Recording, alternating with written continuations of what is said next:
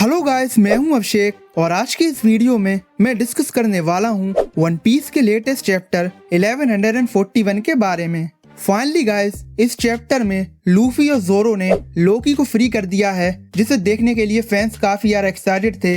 इसके अलावा इस चैप्टर में एल्बाफ की सबसे बड़ी वीकनेस क्या है, इस बारे में हमें रिप्ली की तरफ से जानने को मिला है। तो विदाउट वेस्टिंग एनी टाइम इस वीडियो को स्टार्ट करते हैं, लेकिन उससे पहले इस वीडियो को लाइक जरूर करें और ऐसे ही और वीडियोस को देखने के लिए इस चैनल को सब्सक्राइब करना ना भूलें। तो सबसे पहले इस चैप्टर की कवर स्टोरी में हुजू उल्टी के सामने उसके भाई पेज 1 को काफी बुरी तरीके से हमें मारते हुए देखने को मिल रहा है, और जिसको देखकर उल्टी काफी यार एंग्री और फ्रस्ट्रेटेड हमें देखने को मिलती है, और जहां उसकी आंखों में हमें आंसू भी देखने को मिलते हैं।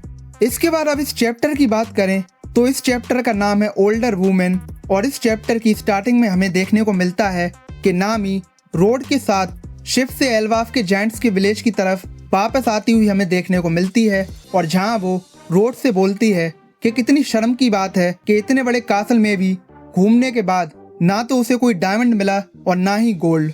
आगे नामी जब लोकी का भी नाम लेती है तो रोड उससे बोलता है कि तुम्हें ऐसे जोर जोर से ये बातें नहीं बोलनी चाहिए, क्योंकि वहां पर उनके साथ वो 2 जायंट गार्ड्स भी हैं जिन्हें वो ट्रीटमेंट के लिए ले जा रहे हैं, और अगर उन्होंने इस बात को सुन लिया तो रोड की तो खैर नहीं है। इसके बाद हम रिप्ली और फ्रैंकी के ग्रुप की तरफ आ जाते हैं, और जहां पर रिप्ली फ्रैंकी को बताती है कि एल्बाफ के जायंट्स एडम ट्री की ब्रांचेस पर रहते हैं, क्योंकि एडम ट्री काफ़ी ज़्यादा बड़ा है।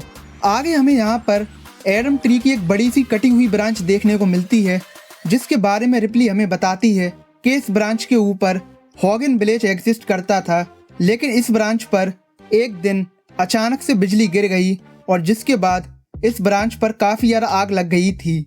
ये ब्रांच काफ़ी ज़्यादा ओल्ड और ड्राई हो गई, और जिसके बाद हमें इस पूरी ब्रांच को काटना पड़ा ताकि इसकी आग बाकी अदर विलेजेस तक ना फैले। आगे फ्रैंकी बोलता है कि मैं जानता हूँ कि इस ब्रांच को काटना जायंट्स के लिए काफ़ी ज़्यादा टफ डिसीजन होगा, लेकिन इससे हमें यह भी जानने को मिलता है कि एडम ट्री भी समय के आगे कुछ नहीं कर सकता। इसके बाद रिप्ली आगे हमें बताती है कि एल्बाफ की बिगेस्ट वीकनेस है फायर और लाइटनिंग, और रिप्ली की इस बात को सुनने के बाद मुझे ऐसा लगता है कि इस लाइन से कहीं ना कहीं वो बिग मॉम की तरफ इशारा कर रही है, क्योंकि हम सब जानते ही हैं कि बिग मॉम के पास लाइटनिंग और फायर पावर्स दोनों ही हैं। इसके अलावा हम ये भी जानते हैं कि बिग मॉम ने अपने चाइल्डहुड में एल्बाफ पर काफ़ी ज़्यादा केओस मचाया था, तो क्या पता अनजाने में इस ब्रांच पर लाइटनिंग से अटैक किसी और ने नहीं बल्कि बिग मॉम ने ही किया हो। इसके बाद नेक्स्ट हमें नामी जायंट्स की पार्टी में वापस आती हुई देखने को मिलती है, और जहाँ पर वो ऊसॉप से मिलती है। इसके बाद ऊसॉप, जो कि काफ़ी ज़्यादा ड्रंक हमें देखने को मिलता है, वो नामी को एल्डर जरुल से इंट्रोड्यूस करवाता है, जिसको देखकर जरुल नामी की काफ़ी ज़्यादा तारीफ करता है। आगे जब ऊसॉप जरुल से पूछता है कि क्या नामी उसके टाइप की वुमेन है, तो जरुल उसके जवाब में बोलता है कि सच बोलूं तो मैं ओल्डर वुमन को प्रेफर करता हूं। आगे जब ऊसॉप जरुल की इस बात को सुनता है तो वो नशे में उस पर अटैक कर देता है, जिसके बाद आगे वो बोलता है कि तुम इस पूरे वर्ल्ड में सबसे ज़्यादा ओल्डेस्ट पर्सन हो, ऐसा कभी नहीं होगा कि तुम्हें अब अपनी उम्र से बड़ी कोई वुमन देखने को मिलेगी। इसके बाद हम देखते हैं कि जायंट्स ऊसॉप को रोकने की कोशिश करते हैं ताकि वो और नशे में जोरुल पर अटैक न कर दे, जिसके बाद आगे नामी बोलती है कि ऊसॉप को इतना एंजॉय करते हुए हम ब्लेम नहीं कर सकते, क्योंकि उसका ड्रीम था एल्बाफ पर आना।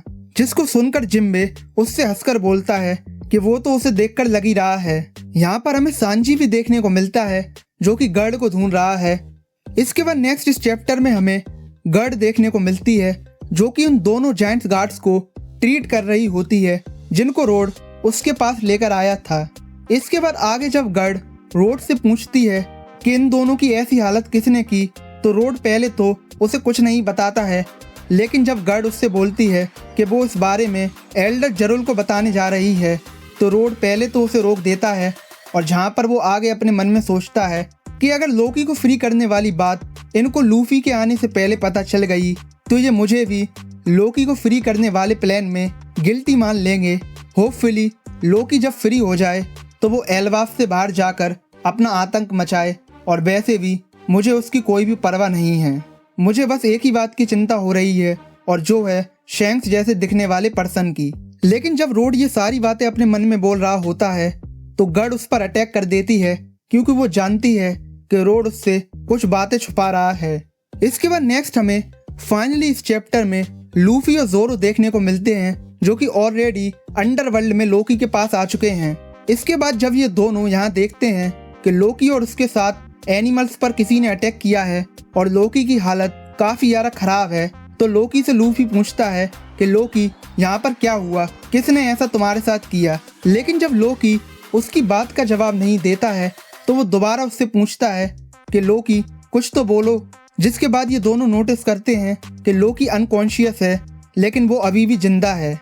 आगे जब लूफी लोकी को फ्री करने के लिए जा रहा होता है तो जोरो लूफी से बोलता है कि तुम रुको, अभी इसे फ्री मत करो, हमने अभी तक डिसाइड नहीं किया है कि क्या हमें लोकी को फ्री करना है या नहीं। जिसके जवाब में लूफी उससे बोलता है कि उसे कोई फर्क नहीं पड़ता, और वैसे भी लोकी इन इंजरीज के साथ ज्यादा कुछ नहीं कर सकता है। आगे लूफी जोरो से बोलता है कि यहाँ आओ और मेरी मदद करो।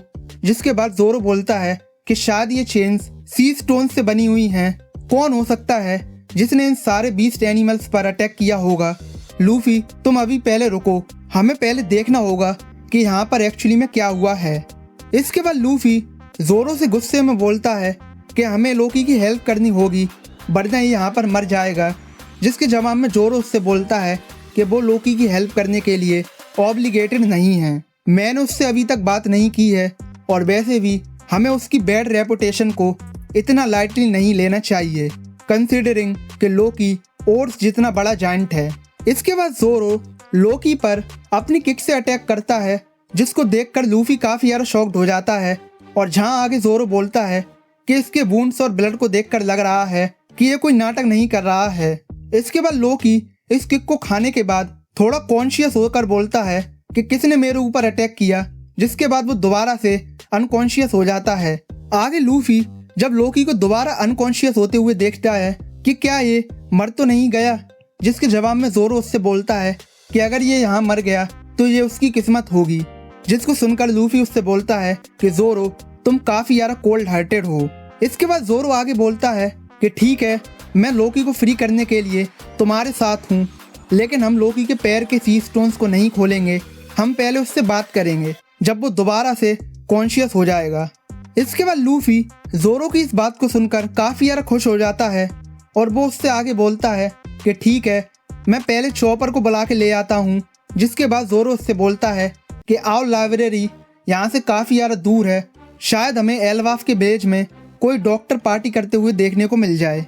इसके बाद जोरो आगे बोलता है कि अगर एल्वाफ के जेंट्स को पता चल गया कि हमने लोकी को फ्री किया है तो वो हमें एल्वाफ से बाहर निकाल देंगे। जिसके जवाब में लूफी उससे बोलता है कि वैसे भी हमारे पास कोई चॉइस नहीं है, अब मैं जाता हूँ किसी डॉक्टर को बुलाने के लिए, और लौटते हुए मैं और भी मीट लेकर यहाँ पर आऊँगा, क्योंकि लोकी भी बिना खाए रिकवर नहीं हो सकता है।